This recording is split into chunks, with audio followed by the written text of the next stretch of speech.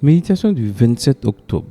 Discomatopsie. La nuée se retira d'au-dessus de la tente, et voici que Myriam était frappée d'une lèpre blanche comme la neige. Nombre 12, verset 10. La discomatopsie est une maladie où le patient ne voit pas certaines couleurs. Ce n'est pas aussi ordinaire dans sa condition physique que dans sa condition sociale. Il y a beaucoup de gens qui ne voient que certaines couleurs, blanc, jaune, rouge et noir, et malheureusement dans cet ordre. Myriam faisait partie de ces personnes, peut-être parce qu'elle avait été associée à cette classe d'Égyptiens très élitiste ou parce qu'elle avait un frère qui avait vécu à la cour de Pharaon. Elle n'aimait pas du tout que son petit frère, dont elle s'occupait depuis le panier dans la rivière, ait épousé une personne de couleur plus foncée qu'elle. Elle ne s'est pas contentée d'avoir des préjugés, mais elle a discuté de la question avec les uns et les autres. Et l'injustice des stéréotypes s'est propagée dans tout le camp. La situation était si grave que Dieu est intervenu. Myriam se sentait supérieure parce qu'elle avait la peau plus claire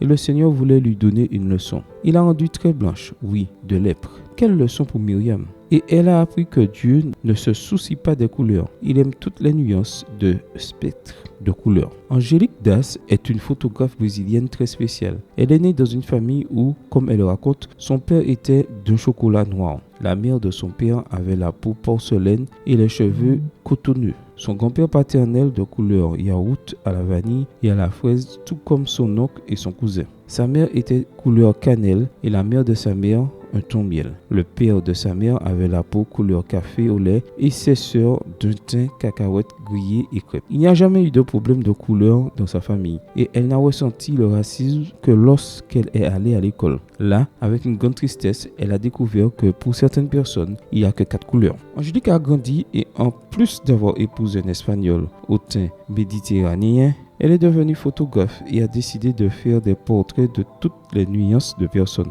démontrant la beauté de chaque couleur. Son projet Humanae est un hymne à la variété et à mon avis à la créativité de Dieu. Le Seigneur aime les couleurs. Myriam a été très blanche pendant une semaine, puis elle a retrouvé son ton habituel. Je suis sûr que ni elle ni ceux qui l'entouraient n'ont oublié cette leçon sur le racisme. J'aimerais imaginer qu'elle s'est approchée de sa belle-sœur, l'a serrée dans ses bras et lui a dit « J'aime à quel point tu es gai et j'aime ton incroyable bon âge. » Amen. Bonne journée à toi et que le Seigneur te bénisse.